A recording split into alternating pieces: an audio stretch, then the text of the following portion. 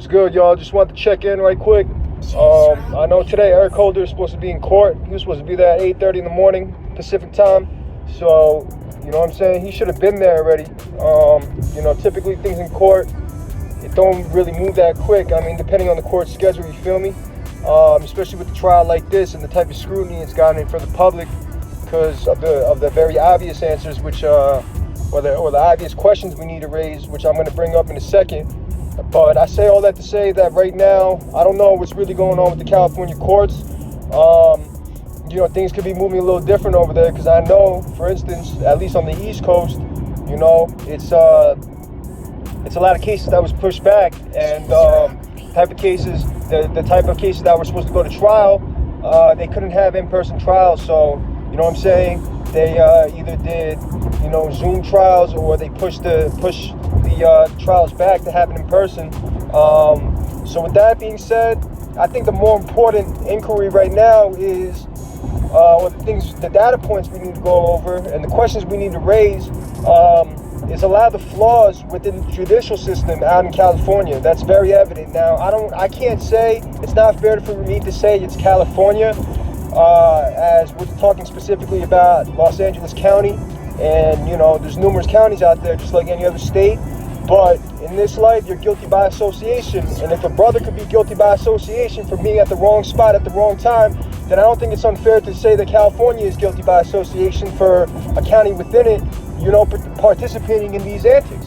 Now, as I was explaining plenty of times to some of my confidants that have been covering this matter and have been diligently, doing their homework and not letting up under any circumstances in order to obtain justice for our brother, one thing has been very evident. It seems that, in California, or at least in Los Angeles County, right? Los Angeles is where Hollywood is at. Now, you got a lot of gangbangers, you got gangs, you got all that going on, but there's Hollywood that's driving a lot of revenue into that particular county. Now, when you think about it, right, California, when you think about people from Cali, I'm not talking about gangbangers, I'm talking about more so along the lines of them folks, right? Yo, it's a lot of fake shit going on in Cali, man. I done been to Cali like I wouldn't say several dozen, but I've been there over 10 times in my life. And the one thing I always remember is by the time the trip is over, I'm very happy to come back to where I'm from because, you know what I'm saying, where I'm from, people just keep it a buck. Yeah, it's a lot of fake shit going on all over the world, all over the country, but particularly in California, for some reason, people are fake. And I think that has to do a lot with the Hollywood influence. I'm talking about people from more so of in the LA region, not so much in San Diego where people are genuinely nice, in my opinion. But when we talk about LA, you got to think about this, right?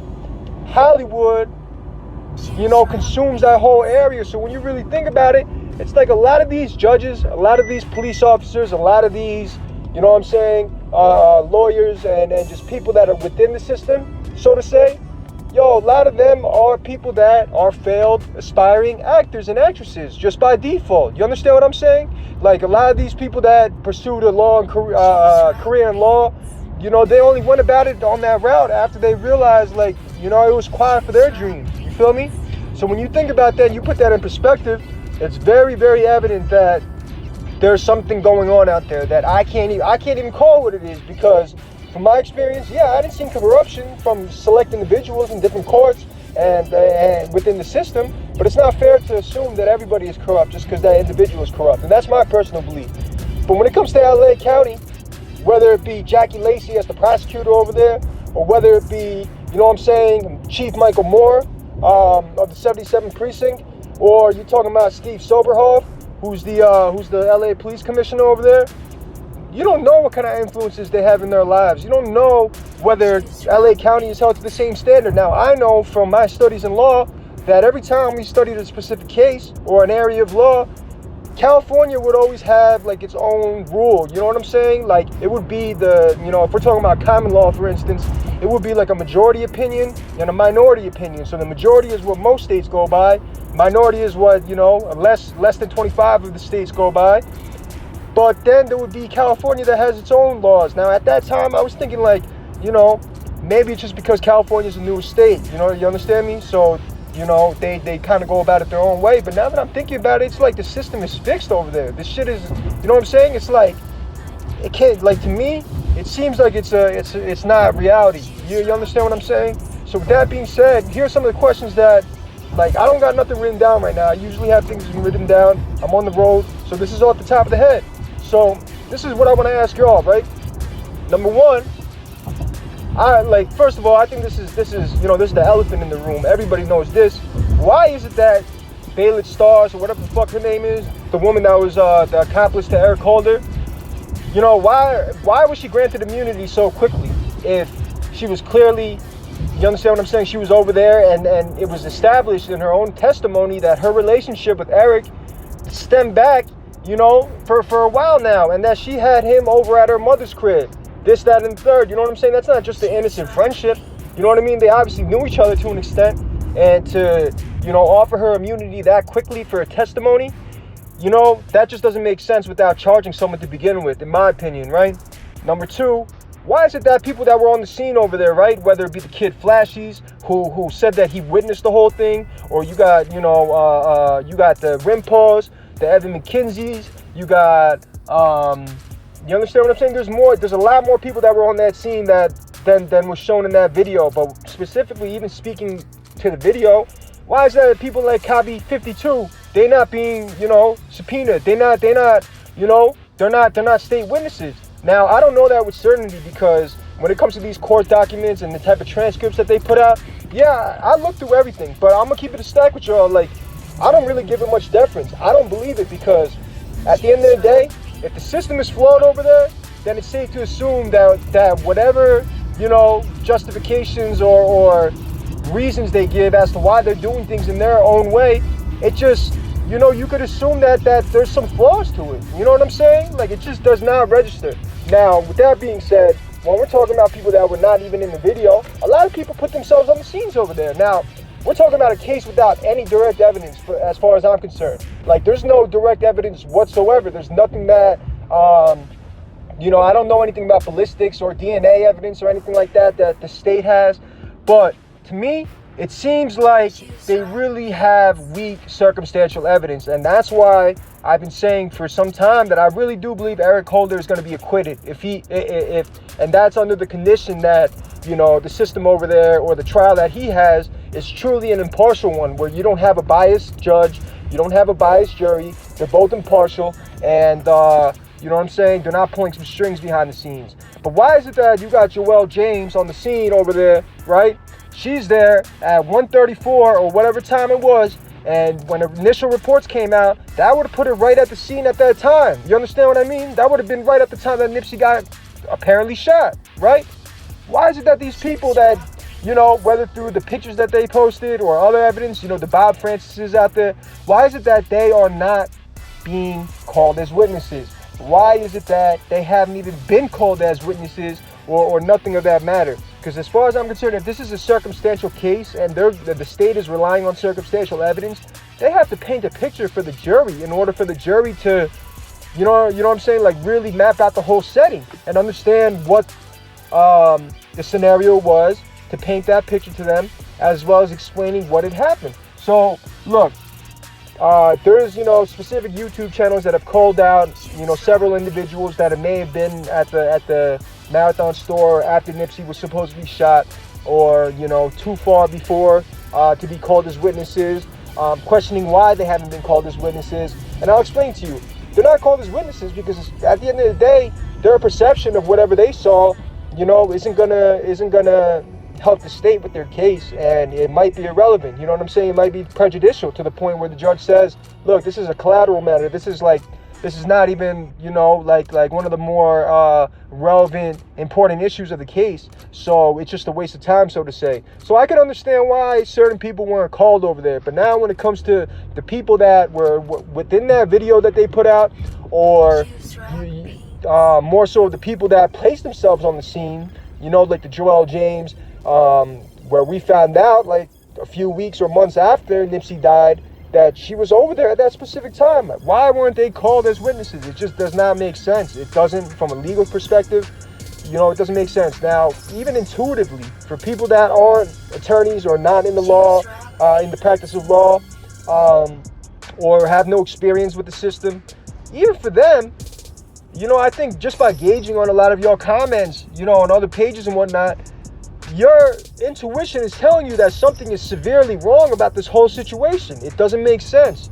So with that being said, look, I'm here to tell you that intuition that you have, trust that gut instinct. I'm telling you, you're not wrong.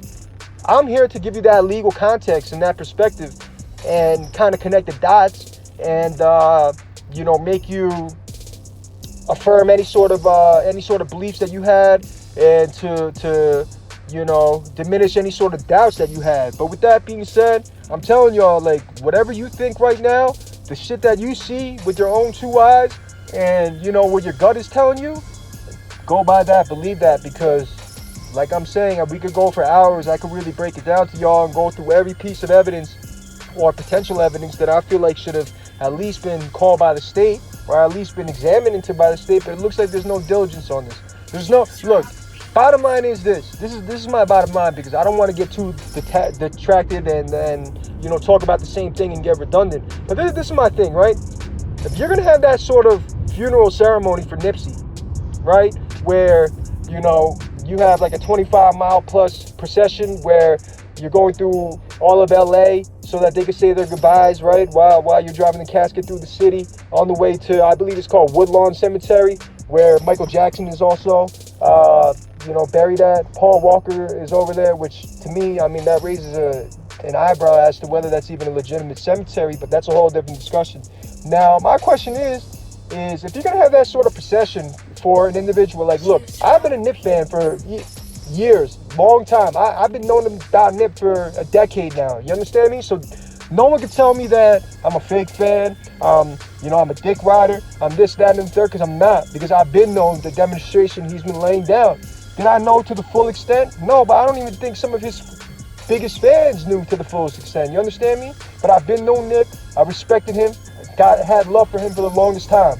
You feel me? So no one can tell me shit about that, but I'm raising this legitimate question. Why is it that, you got a funeral procession, you got the Staples Center, right? You have that whole thing at the Staples Center, and then you have a 25+ mile drive for Nipsey before you bury him at Woodlawn Cemetery, right? Now listen, if that's the case, right, then it would only be logical that the media would be covering this murder trial to that extent. We're talking about a public figure that had the sort of impact that he had. And look, this is an undisputed impact. This is not something that is up for debate. Nobody can tell me shit about this. You can't comment here. You can't say nothing bad about Nip's name when it comes to what his impact and what he actually did. But now when it comes to the commercial aspect of it and the way that they, push the funeral and this, that, and the third, why is it that they're not following through with this trial? Why is it that, you look on Google, you Google, Eric Holder trial or Nipsey Hussle, Eric Holder, whatever, any sort of keywords. Why is it that there's no follow-up? There's nothing you can find on it whatsoever. It doesn't even talk nothing about the trial coming up or anything like that. Yo, that's like very bizarre, right? Because look, if MJ got shot in the parking lot that he owned and they had that sort of procession for him, you bet your ass that the media is gonna be on that murder case 25-8. You feel me? Jay Stone voice, 25-8. Like, that's a fact. Now think about this, right? Think about this. Why is it that every time a rapper dies, right? These young rappers that are dying, dropping like flies these days, that's a whole different discussion too. But why is it that every time one of these youngin' rapper dies, all the fans are talking about, we need the album, we need music, etc., so forth. It's all music related when it comes to the rapper. And they be putting out music. You know what I'm saying? Pop Smoke had an album come out, a posthumous album. Juice WRLD had a posthumous album come out. XXXTentacion had a posthumous album coming out. But why is it that with Nipsey, it's like nobody's even talking about, like, yo, is the album coming out? Is the album dropping? They haven't dropped nothing. As far as I'm concerned, the first real, like, commercialized hip-hop song that's come out since Nipsey has passed away has been his feature on Big Sean's album, which just came out last month. But other than that, you don't hear nothing about it. You go on Twitter, you go on Google, like, people are talking about, yo, I wish I had more Nipsey music, but nobody's, labels aren't talking, Atlantic's not talking about, yo, we're dropping an album, a posthumous album. And here's the thing, Nipsey had a 4-album commitment with Atlantic Records per his partnership contract, quote unquote partnership contract. To me, personally speaking, as a side note, you know, we could talk about this another time, but in my opinion, Nipsey was duped. He was deceived into this quote unquote partnership, which really in turn, and ironically, right, for the independent artist that has been expressing the importance of independence to his fans like his whole career, it turns out that he was duped into inadvertent 360 deal because, like Checc No Jokes said, and shout out to Checc, Atlantic Records and Roc Nation is one and the same. So if you have a partnership with Atlantic Records and you are signed to management with Roc Nation, that is virtually a 360, and no one can tell me shit about that, because this is one thing I left out from the video that I put up yesterday, my intro video. But yo, I've been tied in through the industry for a long time. Not a long time, but I've been knowing people in the industry. I've been working in it for the past few years, not within it directly, you know what I'm saying? Because I can never rely on that industry to get mine, and I can never trust them to the extent like I can make a full career off that. But yo, I know a lot of people within the industry. I done been in a lot of these buildings, and I know how the shit goes. And I'm not calling everything a conspiracy, but I will say at the end of the day that there's a lot of vulnerable young black men that are being duped into situations that aren't really what it seems like. Now, Nipsey was an extraordinarily intelligent individual, so I cannot say that this is the case for him. I cannot say that with certainty. But what I will say is through the past year and a half plus, it seems more and more every day like it was an inadvertent 360 that he signed, especially when you look at that interview, you listen to what he said the 20 days before his death. You had the interviewer ask him, you know, what would you advise these young artists? You have any sort of regrets or anything? And yo, Nipsey was like caught off guard by that question, but he was so candid with it to the extent that he didn't hide nothing. He was so straight up when he said, you know, he more or less said, take your time with it. Take your time with it, because not everything seems like what it is. And to me, it seems like someone grabbed the ear of the interviewer before they had that interview, and they told him specifically to drop that question on Nipsey when he was caught off guard. And that answer that he elicited from Nipsey, you know what I'm saying? That could have pissed off a lot of people. You feel me? So I'm just going to leave that out there for now. But with all that being said, these are just some general questions that need to be raised. These are the questions that you need to think. When people try to tell you that you're crazy for thinking that, and that the judicial system can't be corrupt to that extent, listen, take it from a lawyer, right? That never seen this type of shit happen in my life. I'm telling you, man, I've seen corruption at many different levels, many different, you know, magnitudes, but nothing like this. Nothing like this for an individual's life who that warranted a ceremony at the Staples Center, being the second individual to have his ceremony over there, and then to have a procession that goes 25 miles plus throughout the city of LA, being buried at Woodlawn Cemetery, and then it's quiet after that. There's no follow-up with his music. There's no follow-up with his case. Yo, listen, 90% of people, this is the 1090 rule, all right? Shout out to all my 1090s in New York. This is the 1090 rule, though, the way I see it. This is my own 1090 rule. 10% of people can fathom it. 10% of people have the intuition, they have the knowledge, they have the experience, or just the intelligence to be able to call it what it is and know that something ain't right. Now, 90% of the population, the vast majority, cannot even fathom the fact that, you know, the thought of the world not being the way that they were brainwashed to believe that it is, or the way that they were taught it is. You understand what I'm saying? So when people tell you that you're crazy or that you can't be right, just know that you should find affirmation in that, and, you know, that should make you double down on that belief. I'm telling you, man, because the vast majority, 9 out of 10 people, when they can't even fathom this shit, who the hell is someone to tell you that you wrong? You know what I mean? Especially people that ain't do their homework. They just going off of, you know, whatever they feel. But in reality, their feelings or their beliefs are already skewed, or they're not credible or reliable because they are brainwashed, or they are just not smart enough. You understand what I'm saying?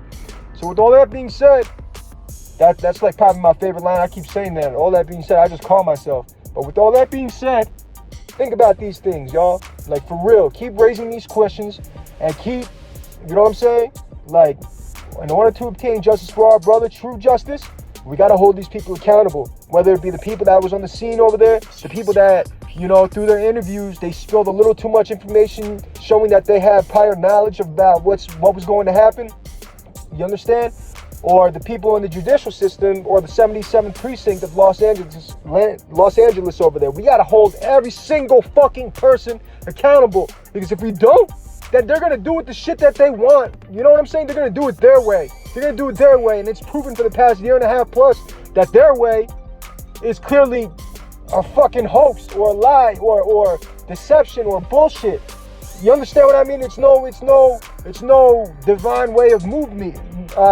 They're not doing us any justice as fans, as not even just fans, as people that related to Nip. You know what I mean? People that related to Nip and his demonstration. People that are really living like that. People that are hopes of light in their hoods and their communities.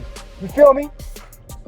We're not going to get to the bottom of this until we keep raising these questions and we keep applying pressure. You feel me? When I say applying pressure, I don't mean any sort of violence or any sort of, illegal activity. I'm saying applying pressure as in just raising the questions.